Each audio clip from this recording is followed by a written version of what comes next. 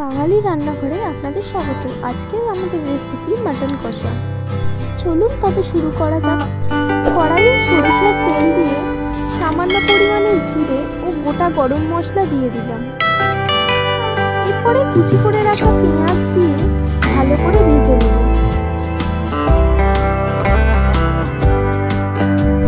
সামান্য পরিমাণে আমি চিনি দিয়ে দিলাম।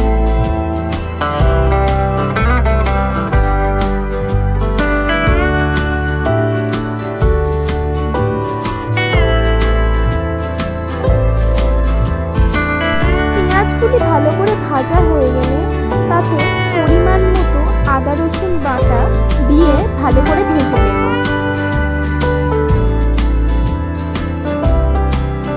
আদা রসুনের কাঁচা গন্ধটি চলে গেলে তাতে 4-5টি কাঁচা লঙ্কা দিয়ে আবারও ভালো করে নেড়ে নেব।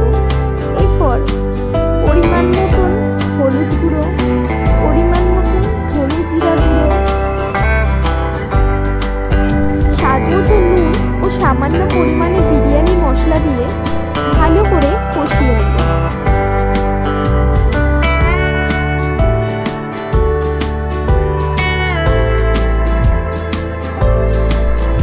কুচি করে রাখা টমেটো দিয়ে দিলাম। সবকিছু একসঙ্গে ভালো করে মিশিয়ে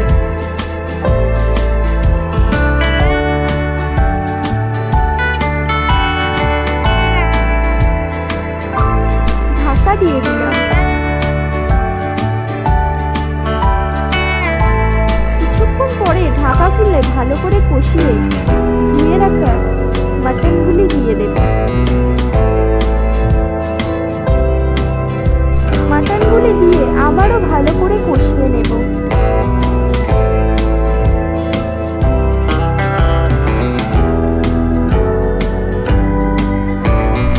কিছুক্ষণ ভালো করে কষিয়ে নেওয়ার পর তাতে অল্প পরিমাণে জল দিয়ে দেব।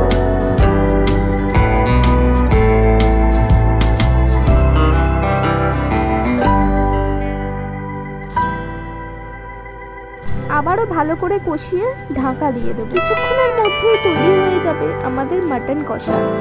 এটি আপনারা বাসন্তী পোলাও, ফ্রাইড রাইস বা সাদা ভাতের সাথে পরিবেশন করতে পারেন।